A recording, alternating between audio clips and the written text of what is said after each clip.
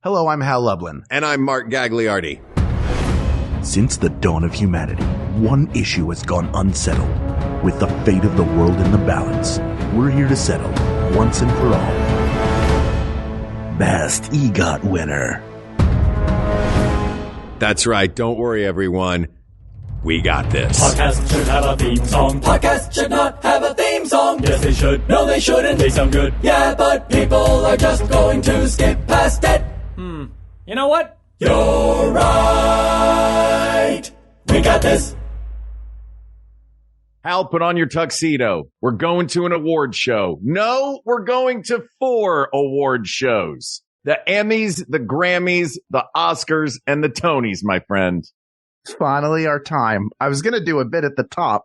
Oh, do a bit. Didn't do it. Of us being the presenters of an award and awkwardly reading off a teleprompter. Well, forget that. We'll save that for a different one. We'll save it for another one. We can awkwardly read off a teleprompter right now if you want. Let me punch some stuff in and... No, I refuse. Great. I refuse to do it now. Way to yes and. Way to start the episode strong. I never said I was a good improviser. I was going to do this bit, and you did a different one. I was just thinking of it. I thought I would say it out loud. This is what people get excited for. As we are recording this, the Emmys are preparing to happen. I thought they were happening already. Did they? They might be happening right now. The Emmy arrivals were happening this afternoon. I always forget we're on the West Coast. So like our award shows start at noon. Yeah. Everybody else. It's like football. When you move to the West Coast, if you're a football fan, all of a sudden you're like, oh, I've watched all of the games and I can go to dinner. That was my brother's excitement when he first came to visit Los Angeles, and it was Thanksgiving, and it was right around Thanksgiving. It was the week before Thanksgiving, so it was still the Sunday games. Yeah. And he was dumbfounded that all of the football games started at 10 o'clock in the morning. He was so fired up. He's like, I can start watching football early in the day. And then still have the evening free. That's right. But we're not here to talk about football, Hal. We're here to talk about the opposite of football, Tony Awards, etc. Because all my award-winning friends are coming over tonight. Man, if they had Bo Cephas do a big intro for the Tonys every year. We got a Helen Hayes in the 1920s, and Richard Rogers are checking in too. We got Rita Moreno and John Gielgud, and Audrey Hepburn's coming around to win some too. Are you ready fancy for friends dressing? Oh my God. For award-winning EGOTs. We got the Emmy, Golden Globe, the Oscar, and Tony. Somebody stop me, somebody slow me. I'm running away and I can't stop. But I want to stop and now I'm not rhyming anymore. Are you ready for some EGOT? Did you say to snow you? Does somebody snow Hank Williams Jr., please? I've been drinking too much. I'm sleep assuming on your sofa, Mark. Look, Bo Cephas, no, you can't sleep on my sofa. Just sleeping on your sofa. Last time you slept on my sofa, you ate chicken wings and just threw the bones over your shoulder. We got the chicken wings and the bones getting tossed. Mark's carpet gotta be cleaned at a loss. It's time to get real rowdy tonight, 'cause Hank Williams gonna sleep on Mark Gagliardi's couch. Are you ready for me to crash? Sleeping on your sofa. Yes, right, I'm ready. I've been waiting for you to crash for a while. Oh, let Somebody me stop. give him some sugar so he can fall asleep. I have to record auditions later. This can't be good. That was amazing. This is Al reading for the part of Hank Williams Jr. Great. Of a baby. What do you think makes a good EGOT? I mean, a good EGOT, I think these are distinguished people who have... They're all distinguished people. Sorry, I didn't mean to interrupt. Go ahead. I mean, what makes I don't think there's a good and a bad EGOT. I think that there are people who have proven themselves to be worthy of awards in multiple media, and have received those awards. There are people who maybe should be EGOTs who are one away. There are also EGOTs. We're going to concentrate for the purposes of this, I would imagine, Mark, on the 17 winners of competitive awards. Correct. Rather There's than also honorable Streisand and James Earl Jones. A lot of people have gotten honorary versions of at least one of them. Yes. But we're talking specifically about the 17 individuals who have gotten their EGOT. I would argue that we're going to have to argue that there are varying degrees of EGOT because we're going to have to pick the greatest EGOT in this episode. I would argue that there are better EGOTs than others because there are people for whom the EGOT comes from several different projects. There are people for whom the EGOT comes from one project done in multiple media. Okay. There are EGOTs who have, been a nominal producer on something that got them one of their 4 EGOT pieces. Okay. And then there are some performers, I think primarily, that stand out for just knocking it out of the park every time. And 4 different projects get them 4 different awards. Yeah, I think EGOT's fun. EGOT is one of those cool, it's sort of the show business. It's hitting for the cycle in show business. You know what I mean? Yeah.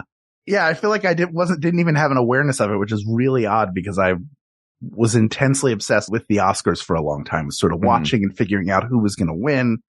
But it didn't really come into my consciousness in a major way until 30 Rock. Sure. Tracy Morgan, when he goes to visit Whoopi Goldberg, yes, who is an EGOT winner. Yes. And he thinks he is going to become an EGOT. And then you look at the list of people, and I mentioned a few of them in that Bocephus song. Mm-hmm. But it's a very distinguished list of people. These are all names that you have heard of.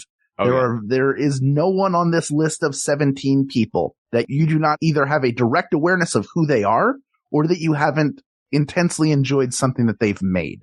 Yeah. So they are all embedded in the pop culture in some way. It's the same for the newest member of the EGOT club, Jennifer Hudson. That's true. I would love to, because there are so many of them and they do seem to fall into a couple of categories.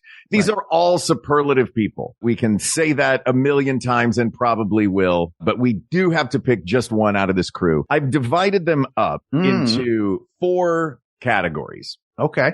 And I think we can take a look at these 4 different categories. We can look at some of the pros and cons of each of these individuals and work our way from there. So in no particular order, it should be no surprise that all of these different awards go to different art forms that all contain music. So there are several composers on this list.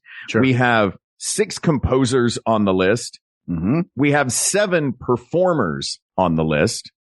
We have 2 directors on the list, and then we have 2 that have other jobs. One of them is a producer and one of them is an orchestrator. Which of these categories would you like to tackle first? Do you want to start with the orchestrator, with the smaller? Sure, we'll start there. We'll have a nice little appetizer since it's the shortest one. Not the shortest, there are 2 and 2. Are we taking a winner from each category and putting them against one another? Is that what you'd like to do? Sure, let's do that. Let's do that. All right. That seems, it's a classic. We got this style. This is of so episode. us. It's so us. Oh, I miss us. How? I know. Me too. Oh, remember all those episodes we did? Why don't we break them up into categories and decide which one we like the best? That sounds like a great idea. All right. We are starting with the other category. That includes orchestrator Jonathan Tunick and producer Scott Rudin. So this one is easy for unfortunate reasons. In case you didn't know, Jonathan Tunick is a musical director and composer. He won his Emmy for musical direction in 1982, then Best Musical Instrument Arrangement, accompanying vocals for No One Is Alone in 88. He wins the Oscar in 1977 for the score for A Little Night Music. And then 20 years later, for the musical version of Titanic, he wins the Tony for Best Orchestration. A couple of things I want to say about Jonathan Tunick. Do it. I'm very excited now because I didn't know anything about Jonathan Tunick going into this. Composer, orchestrator, conductor, music arranger. Me neither. Knew nothing about him, but all of these things I love. I love A Little Night Music. Obviously, he has a relationship with Stephen Sondheim because the thing that jumped out at me at this, I really want to find this Cleo Lane jazz album because the song No One Is Alone from Into the Woods is one of my favorite songs. And I can't wait to see what an EGOT arranger has done with one of my favorite songs. Yes, 100%. Additionally, I just want to, every time the musical Titanic comes up, I love that Broadway musical. And it reminds me of Sidetrack in Chicago, who on Monday nights, it was a video bar in Boys Town. And on Monday nights, they would play Broadway music. And they would always play the Titanic, the Tony Awards performance of Titanic. Right. And the whole crowd at the end, everybody would wave bar napkins and yell, "Bon voyage! Look out for the iceberg!" And it was one of those, it was almost like the bar had Rocky Horror Picture Show shout outs for all of their different videos. We all rang the bell in Little Bitty Pissant Country Place. It was a very fun time. So this this reminded me of that and made me smile. Yes. Now, moving on to Scott Rudin. Hal? Yes. He won his Emmy in 1984. He has won 12 Tony Awards. He won the Best Picture Oscar for No Country for Old Men, was nominated another, I think, 11 times. He won Best Musical Theater Album for the Book of Mormon in 2012, which is also, I believe, one of his Tony wins. He won 2 that year, by the way, Book of Mormon and Death of a Salesman. Very impressive. Has a long string of successful films and plays, but unfortunately, he's a garbage person who is also having to deal with years of abusive and violent behavior. And so we say, so long and thanks for all the fish. Yeah. You know what? If you would not be allowed in the We Got This Facebook group, yes, you're not going to be the victor of an episode of We Got This. Correct. So we're taking Jonathan Tunick with us. And Jonathan Tunick, yes, because Scott Rudin is garbage, so that eliminates him. But this is not to discount Jonathan Tunick's wonderful career. He is, in fact, an EGOT, and I'm jumping out to listen to that No One Is Alone version as soon as we're done recording. That's right. Okay. Now, this is going to be a tough one. Let's go to our other binary category, and that is auteur directors. And we have in this category 2 of the biggest juggernauts of all time. Mel Brooks versus Mike Nichols. Yeah, I think people forget that Mel Brooks won an Oscar for writing The Producers, which is my favorite of his movies. I think it's a brilliantly written script. That movie is so good. And he came out of, he won his Emmy for the Sid Caesar Show. And then he also won 3 as a performer for Mad About You, which is very impressive also. It's his collection of awards is pretty impressive. Even his Grammy wins are kind of cool because he has one for The 2,000-Year-Old Man in 2000, which was 1998. And then the other was for a music video for The Producers. And a third one, for the album of the musical The Producers, which that was kind of a runaway. Obviously, that's where the Tony came from. Well, The Producers gave him his Grammy, Tony, and Oscar. Yes. So 3 of the 4 came from one project, which is The Producers. And 2 versions of it. That's true. The live action film, and then he adapted it for Broadway, which he's done with a couple of his. And then readapted it so it was a musical movie of the adaptation for the stage of a movie. It's bonkers. He's a legend. He squeezes all the juice out of the lemon. There's nothing but rind left when he's done. Yeah. It's very impressive. And he's one of my all-time favorites. This actually begs a question.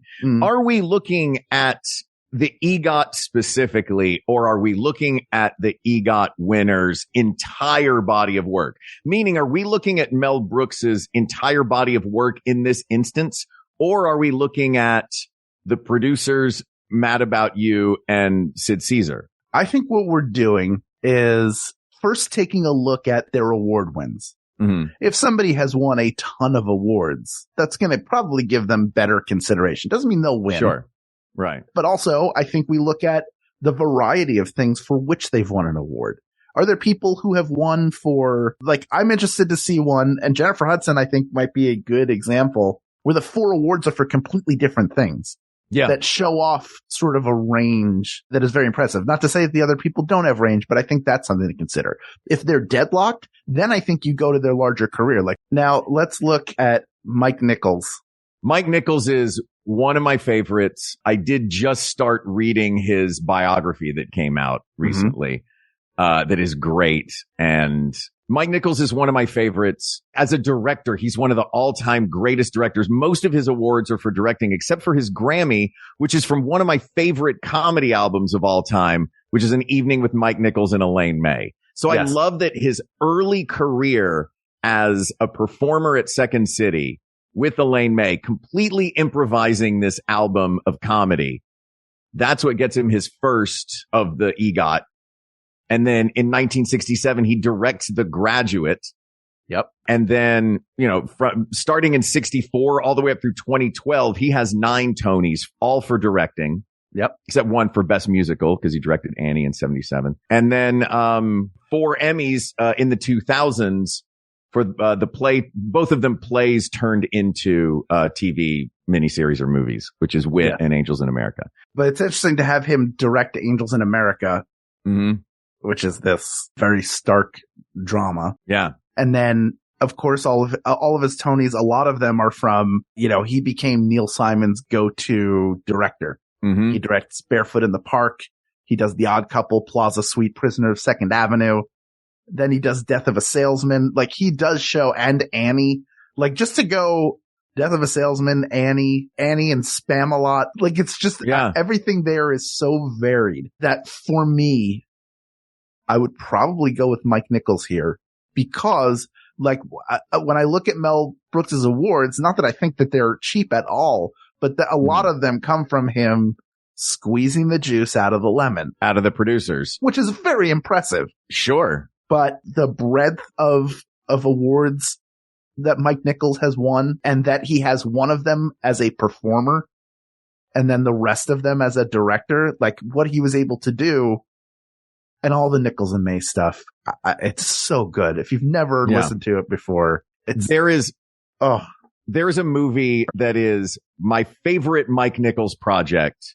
And I think it's perfect because it was written by Elaine May and it was directed by Mike Nichols. And it has an absolute all-star cast. One of the greatest straight man performances of all time. Some of the greatest live performers ever, firing on all cylinders. I just watched it again recently. Do you know what movie I'm talking about? I thought I did, but now I don't think I do. Well, I'll give you another clue. Two of the greatest live performers ever are Robin Williams and Nathan Lane, and one of the best straight men of all time. I was going to say The Birdcage. I was going to say The Birdcage, but then you said live performers. I was like, wait, is it something different? No, it's The Birdcage. They collaborated. Yeah, that movie is hilarious. It is hilarious. I forgot how great Mike Nichols is as a director until I rewatched that one scene where they're having their dinner party in the, late in the movie. They're having the dinner party. Everyone's out there except for Agador Spartacus, Robin Williams, and who else comes into the room? Oh, and his son. The three of them are in the kitchen, and the kitchen is pure chaos. And it is one shot. It's a one long wide shot. There's stuff deep in the background that's happening. There's stuff happening in the foreground. Robin Williams is going back and forth between the two of them. And it's the most perfectly crafted scene of comedy I think I've ever seen on film. It's perfect. Yeah. I think as much as I love, and it's the reason I asked about Mel Brooks, because I love Mel Brooks's collection of work. His body of work is incredible. But as far as the EGOT goes, we got to give it to Mike Nichols on this. Yep. So Mike Nichols moves on along with Jonathan Tunick. That is a good time for us to take a break. So we're going to do just that. When we come back, we're going to go through the two final categories and the other 13 EGOT winners. We'll get through them all, give them their flowers, and pick two to go to the finals. But first, listen to this wonderful information about other shows on the Max Fun Network. I can't tell the future. Wait, what? Most game shows quiz contestants about topics they don't even care about. But for more than 100 episodes, the Go Fact Yourself podcast has asked celebrity guests trivia about topics they choose for themselves. And introduced them to some of their personal heroes along the way. Oh my gosh. Shut up! I feel like I'm gonna cry. Oh my stars. It's so exciting. Join me, J. Keith Van Stratton. And me, Helen Hong. Along with guests like DJ Jazzy Jeff, Yardley Smith, Roxanne Gay, and so many more on the Trivia Game Show podcast, Go Fact Yourself. Twice a month, every month on Maximum Fun. Hi, I'm Janet Varney. And just like you, I survived high school. And we're not alone. On my podcast, The JV Club, I invite some of my friends to share the highs and lows of their teen years, like moments with Aisha Tyler. But when you're a kid, the stakes are just pretty low. Go to school, try not to get in trouble, get laid. Jamila Jamil. I watched television probably every waking hour during that time when I was shit-faced on medicine. And Dave Holmes. We talked, and then everybody left. It was just us two, and I was like, I love you. Learn how you too can be a functioning adult after the drama and heartbreak of high school. Every week on the JV Club with Janet Varney. Find it on Maximum Fun or wherever you get your podcasts. This is a judgment-free show. All right, we're back. Okay, composers. We have Richard Rodgers of Rodgers and Hammerstein fame. Wrote a bajillion Broadway shows and movies. Marvin Hamlish, The Entertainer, The Way We Were, classic songs, chorus line. Bobby Lopez, current EGOT of our era with his Let It Go and Book of Mormon and Avenue Q and all the other things he's written. The legendary Andrew Lloyd Webber, of course.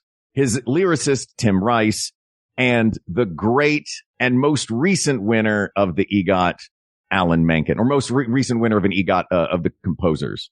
Alan Menken. I mean, what a group. Holy cow. This is some of the greatest composers in history in a modern American pop history. Can I make a confession? Yeah. I'm not a huge Andrew Lloyd Webber fan. Can I make a confession? Go ahead. I am a ginormous Andrew Lloyd Webber fan. Not a I feel like mine is more of a confession than yours because I think there are more people that roll their eyes at Webber nowadays. I don't roll my eyes. A lot of people do. I appreciate the work he's done. Yeah. I'm not sitting there like I can't judge the quality of it from a technical perspective at all. Mm-hmm. I'm not. I can play guitar a little bit. I can sing a little bit. That's it. I can drum my hands on a desk, but I lose the rhythm after 5 seconds. You were the best drummer on Vine. Oh my gosh. Great Vine drummer. So good. But I think this is another Mel Brooks case for me where it's all like he's squeezing the juice out of the lemon somewhere. Mm-hmm. It's not like he made something specifically for film. It's an adaptation of his work. Everything flows from his stage work. And for a lot of these people, it will. For composers in particular, right. You're going to win the Grammy for something that you win either the Emmy, Oscar, or Tony for, by and large. Right. But they do generally have to add a new song to get an Oscar for a musical that exists, which is why there's a new song in Les Mis, a new song in all the different shows, turned movies, because it has to be an original song. This is interesting because, yeah, I mean, these guys, this is tough. Well, let's just go down the line. We'll start with Richard Rodgers. So he got his first in 1945, best song, It Might As Well Be Spring. Right. He got his last he got a special Tony in 79, but he got his last competitive award in 1962. Yes. For both a Grammy and Tony for No Strings. He also, by the way, before he got the honorary Tony, he won 6 of them. He won 3 for South Pacific, then 1 each for The King and I, The Sound of Music, and then No Strings, of course. I mean, he's great. He's a standard. I don't, there's nobody who's won an EGOT who I go, well, judging by their work, they shouldn't have won one.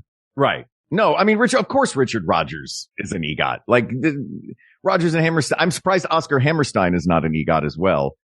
But I guess if you're the composer and not the lyricist, you have more of a chance of getting an Emmy for doing the music for something that does not require lyrics. So that makes sense. All right. We also have Marvin Hamlish. Let's take a look at Marvin Hamlish. Marvin Hamlish is a fantastic composer. I always think of him as the guy who wrote the music for The Entertainer, but he is, of course, a lot more than that. But his work is on the musical side. He is a composer and not a lyricist, which is why, like, The Way We Were is how he won his Oscar for that song. Then The Sting, he also won for the best adapted score. He wins a Tony. He did not write The Entertainer. That was Scott Joplin. He did that epic performance. He did an arrangement of it. Yeah, exactly. So again, that's not his work. The Way We Were is, I believe he's at least co-credited on that. And it's such a classic sounding song that I thought it was significantly older than that. You know, I just think ultimately, and I think we can talk about all these people, but I think the winner in this category is really obvious. Really? Yes. Because this category contains the only person who without honorary awards has double EGOTed. Oh. That's Robert Lopez. He's double EGOTed already? He is double EGOTed. Now, there are other people. Mel Brooks has done it. Whoopi Goldberg, John Gielgud. They've all double EGOTed, although there's special awards involved in that. But he completed an EGOT at the age of 39 in 2014. He did it in 10 years. And then less than 10 years, 4 years later, he EGOTed twice.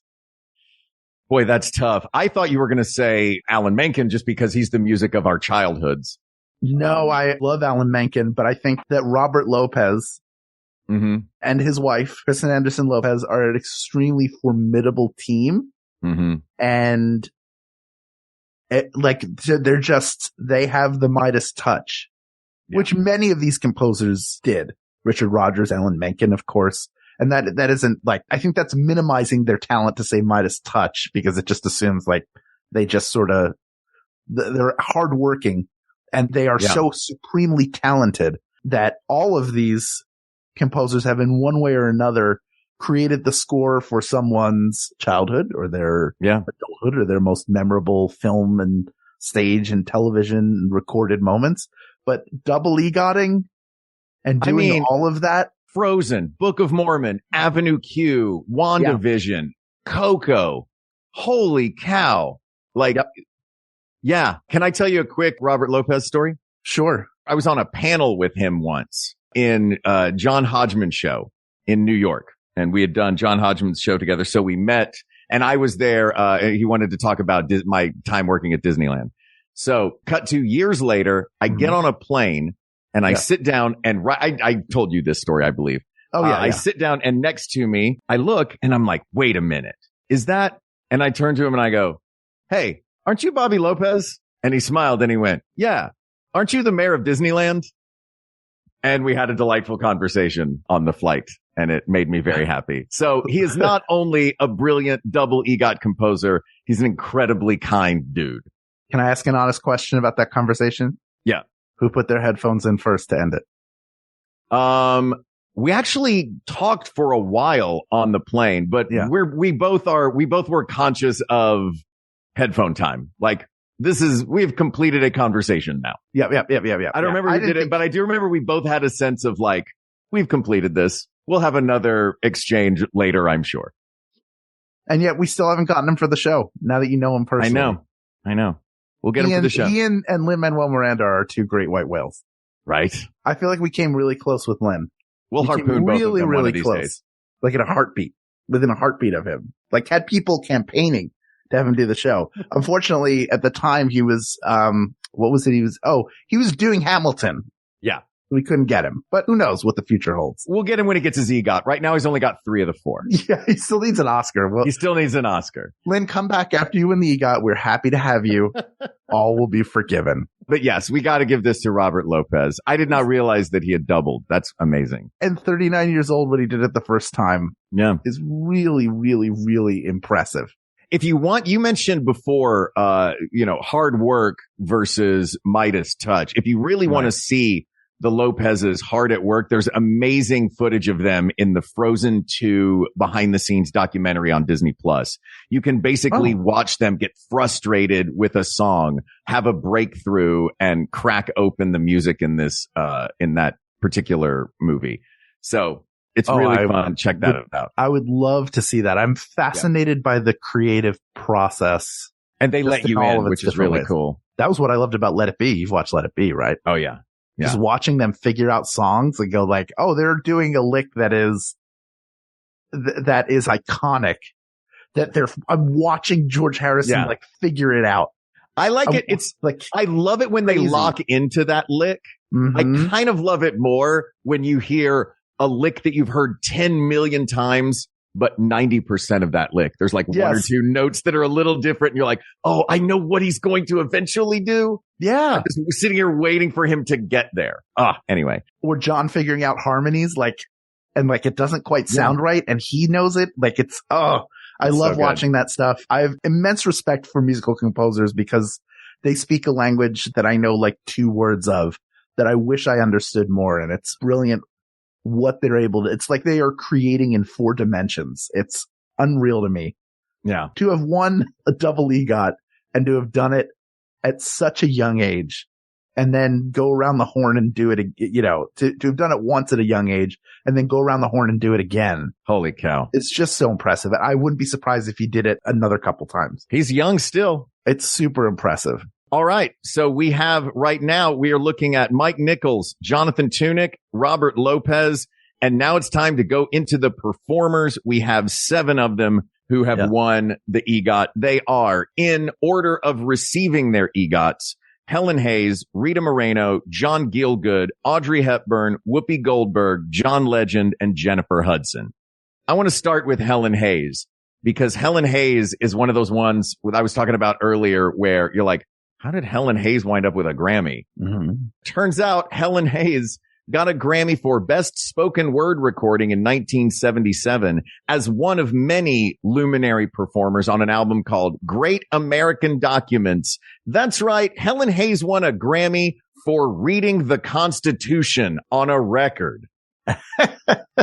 You know what's crazy about Helen Hayes? I mean, outside of how storied her career is, you could look at her initial Oscar win, which is in 1932, and say, yes, it's a wonderful performance. However, at that time, the Oscars were even more blatantly a way for the studio system to reward people. Mm-hmm. So it felt even more controlled than it does now, where a smaller group of people, I mean, that grows obviously as people get nominated, but you know, it's not the award of the people. And at that time, it was even less the award of the industry. It was just the studio heads basically going, all right, you kid, you get one. But she goes back and does it again in 1970. Yeah. And it is what it is. There is an actual voting academy body that is not made up of studio heads winning supporting actress for Airport. And that's very impressive. Yeah. And hers are all different projects. So she has 2 Tonys, Happy Birthday and Time Remembered for dramatic acting. Sin of Madeline Claudette and Airport are her Academy Award wins. Doing 1 episode of a television anthology series in 1953 got her Emmy, which that was when they were just putting plays on stage. Exactly. And and then a Grammy for reading the Constitution. She has a varied version of this. She was also the first person to win, Emmy, Oscar, and Tony acting awards. She had done it by 1953. She had gotten all 3. Does it diminish her Emmy at all in your eyes that essentially it was from a time when they were just putting plays on? So it was really taking something that would have been a stage award, which she won a couple of those for, just putting a play on TV. Yeah. Like, it's not made for television necessarily. It's just we don't have a lot of original shows. What can we here? Now everybody can see Death of a Salesman. Now everybody can see, Not a Chance. Now everybody can see one of America's great actors, Helen Hayes, perform when otherwise you'd have to go to New York to do it. Yeah. Maybe we've got some other people to get through, but I think that'll go into consideration. Okay. Let's talk next. We got Rita Moreno won her, Oscar for West Side Story, of course, but not as many people know that she won her Grammy for The Electric Company, an album for children. And she has an Emmy for hosting The Muppet Show. Yes. I love that her 2 Emmys are for The Muppet Show and The Rockford Files. What a great spread right there. Yeah. And then she won the Tony in 1975. Wasn't even the last of her awards. So she went Oscar first, then she went Grammy, then she went Tony. 2 Emmys back to back. And then Emmys. Oh yeah, sorry. Tony and then 2 Emmys back to back. Yeah. She's great. Speaking of people whose Grammy went to a spoken word recording, let's talk about John Gielgud. Sure. Of course, he won for playing the butler in Arthur. Sure. Won for Summer's Lease, won his Emmy in 91. Tony's, he won in 1948 and 1961, but his Grammy in 1979 was for him. And this is another one that I did not know existed, but now I just want. It's a spoken word album called Ages of Man that is just John Gielgud doing the great Shakespeare soliloquies. Oh, Lord. Come on. Sure. How great is that? I wonder do you think we could put together a spoken word album and at least get a nomination? Probably. I don't know. What do you want to read? Well, the Constitution and Shakespeare are already handled. So, you just want to do the Bible top to bottom? Yeah, let's do it. Great. But we'll alternate words. In the beginning, there was nothing. Darkness? We'll throw those at me asking. I'm pretty sure it's rock and roll. Rock and roll. Rock and roll. Right. That's our next one is Audrey Hepburn, the great Audrey Hepburn, starting in 1953 for Roman Holiday. One of the funniest movies, one of the funniest performances. She's great. She's hilarious as it's hard to play drunk. Mm-hmm. And her playing drunken or drugged and tired and just out of it. She's hilarious in that movie. She won another spoken word album for children. She won it in 1994 was when she got her Grammy. Yeah. Got her Emmy in 93. It was almost like somebody went, oh, she has a Tony and an Oscar that she got in the 50s. And then 40 years later, it was like, you know who should have an EGOT? Audrey Hepburn. I think hey, Audrey, go do something cool on television and go do something cool in the recording world so we can give you your praise. Yeah, you like kids. She is a performer who very specifically has had different seasons to her career. And that later season where she was doing more children's stuff and things that she cared about is really interesting and compelling, especially when you compare it to, like, she was an ingenue. Yeah. And she's great. Roman Holiday's so good. And then she also won her Tony. Then she won it the next year for Undine for Best Actress in a Drama, which is very impressive. She also died in 1993. So she won her EGOT after she died. Yep. Got it on the way out. Yeah.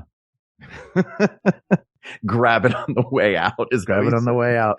You got it. Yeah. Like Sorry, it was Audrey. like life was a party and that was the parting gift bag on the way out the door. I wish it had been a longer life. I'm sure she would have won more awards, but whenever a great artist passes, and it feels like there have been a lot of them in the past couple of years, I'm always very grateful for the body of work that they leave behind that you can revisit. They've left a legacy for you to enjoy. As sad as it is to not have them anymore, as much as you don't want anyone to suffer and you want everyone to live forever, the one of the greatest things you can have is a legacy that someone leaves behind, whether they were the most famous person in the world or just a good friend or a family member. Yeah. And she left a hell of a legacy. Let's take a look now at Whoopi Goldberg, the one that introduced you to the concept of an EGOT via 30 Rock. She won for Ghost. She won her Oscar. She won her Tony for producing Thoroughly Modern Millie. Her comedy album, obviously back in the day when Whoopi was doing stand-up, she won for Best Comedy Album in 86, and 2 Daytime Emmy Awards, Special Class Special, for hosting, Hattie McDaniel documentary, and of course, Best Talk Show Host for The View in 2009. Did they win that collectively as a unit, like the show won, or she personally won? I think individuals win. Yeah. I don't think the whole panel gets nominated. I don't know. It's funny that there's like that she's such a towering figure on that panel too, to be the one that like, which of us won the Emmy for this? Because it's all arguing. If your argument is, well, as the person on this panel who got the Emmy for being on this panel, I think just another reason they all hate each other. Yep. You know, what's fascinating to me is she won an Oscar, or she won a Grammy, rather, for her Broadway show, but she did not win a Tony for that Broadway show. And that Broadway show, the early version of it, was what got her the color purple. And Steven Spielberg saw it, I think, when she was workshopping. I don't even know if she had done it yet. And her early stuff, which you can see versions of on HBO, and it's the reason why she was kind of lumped in as a stand-up comedian, and why she was one of the hosts of Comic Relief, which is like kind of the iconic trio of Whoopi, Robin, and Billy raising money for the homeless. It's interesting that wasn't something that she won the Tony for. I'm sure she was nominated, but did not win. Yeah. And I've seen her on Broadway, actually. I saw her and a funny thing happened on the way to the Forum. She took over for Nathan Lane and she was brilliant in it. Yeah. She's a consummate performer, incredible artist and talent, and can't say enough nice things about Whoopi Goldberg. Yes. Let's say nice things about John Legend now. John Legend's great. He's a fantastic songwriter, obviously a super talented musician and singer. He's got 12 Grammys starting in 2006 and then back to all the way up to 2021. 1 Tony for producing the revival of the play Jitney. Emmy Awards for Jesus Christ Superstar Live. And he played Jesus in that, didn't he? He played Jesus in that. And Glory from Selma in 2015. That fantastic song. He won that with Common. They won that together. They each won. I'm sure they don't have to share the award. No.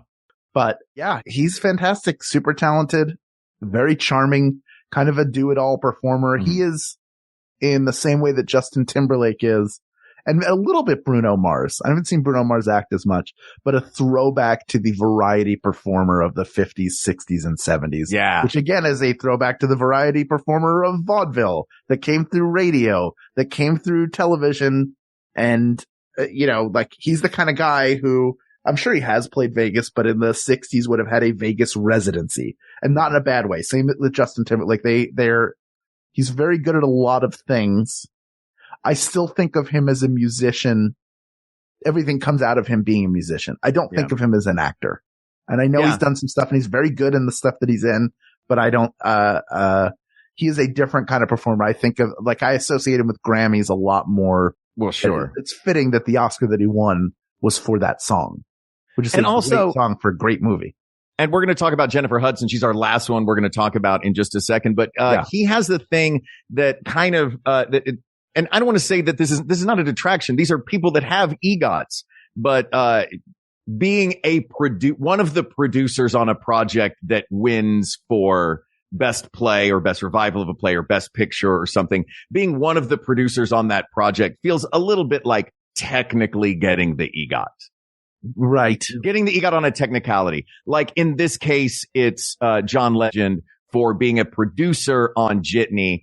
And in the case of Jennifer Hudson, who I, again, don't want to take anything away from the magic that is Jennifer Hudson, but she got her Tony. She's been on Broadway. She's brilliant on Broadway. She got her Tony for producing A Strange Loop. Instead of winning for The Color Purple. Which she won a Grammy for. Right. But yeah, and I saw A Strange Loop. I don't think of that as a Jennifer Hudson project. It is great. Right. But it's also her producing producer and uplifting a new artist's voice, which is worth, I would argue, so much more than delivering one performance on your own to lift this person up. But she's got it. She won her best supporting actress for Dreamgirls. And I'm telling you, did a Daytime Emmy Award for Baba Yaga. 2 Grammys for her R&B album and for The Color Purple cast album and A Strange Loop. Her body of work, I think, is better than her EGOT. I agree with you, and I think in that Mel Brooks way.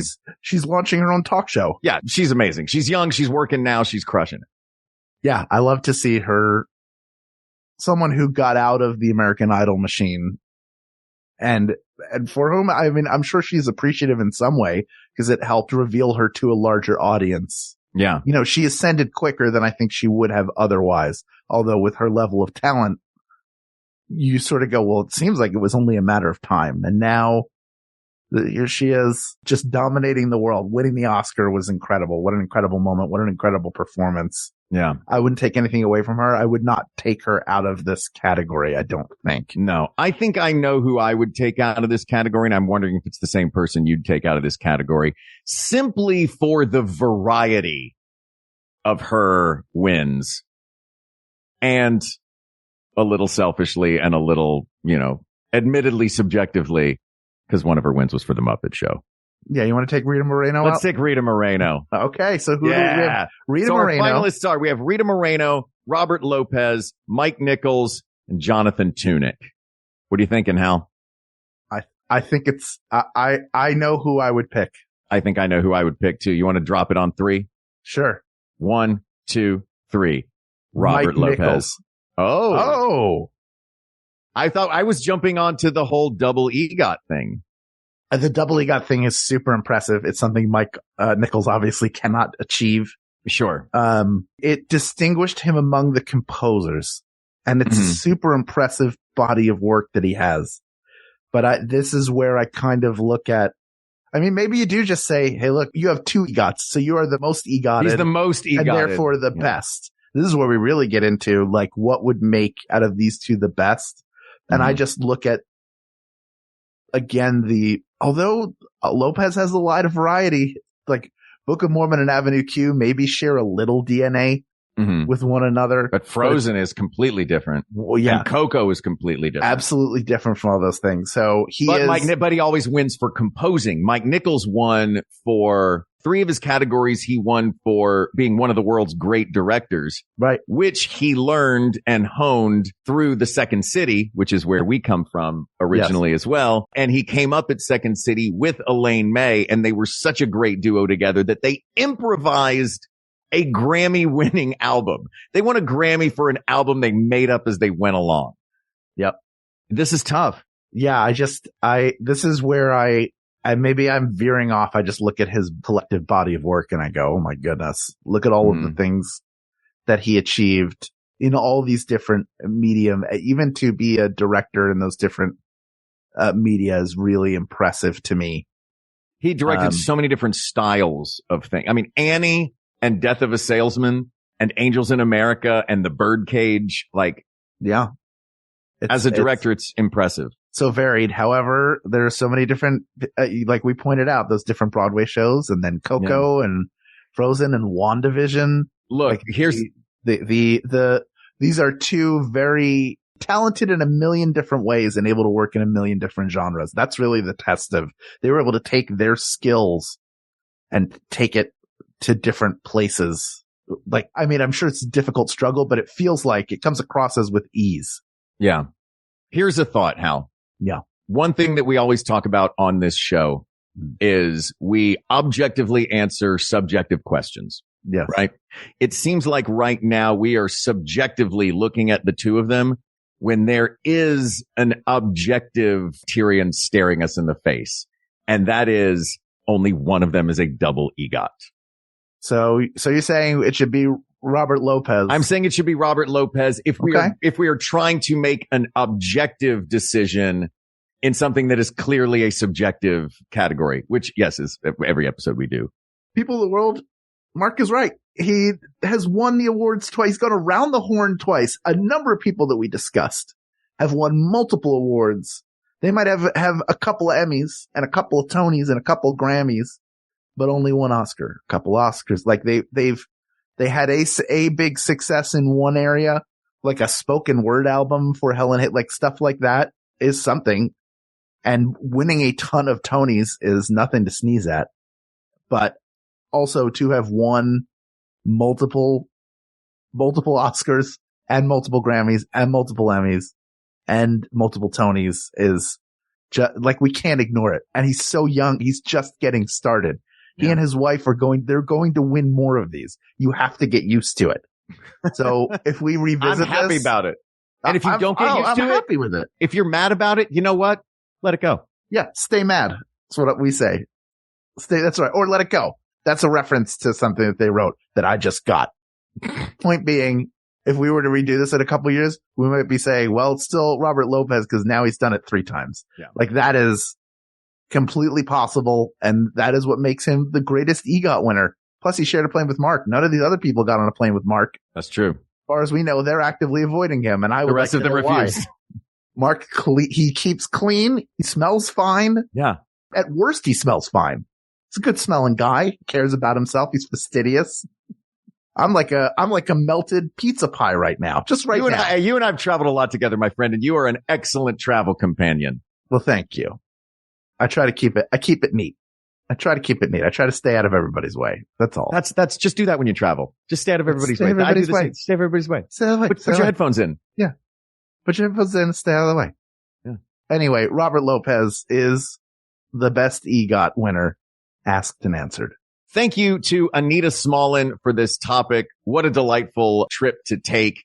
And it gave us a lot of cool art that we need to go check out, and that I hope you will all go check out as well. Some of the cool things that we talked about. This topic is closed, but there are many more topics to discuss. So please reach out to us on Twitter at WeGotThisTweets, or you can email us at WeGotThisPodcast@gmail.com, or go to our Facebook group and talk about your EGOT lovers like you did. That's where this came from. Facebook.com/group/WeGotThisPodcast. Thank you to producer Ken Plume. Go to Patreon.com/Ken Plume to check out and support his many endeavors. Thank you to researcher Kate McManus, graphic designer Uri Kelman, and QA engineer Jen Alba. And thanks, of course, to our musicians, Jonathan Dinerstein and Mike Furman, for our score and theme song, respectively. May you both wind up with an EGOT one of these days. I have no doubt that it will happen.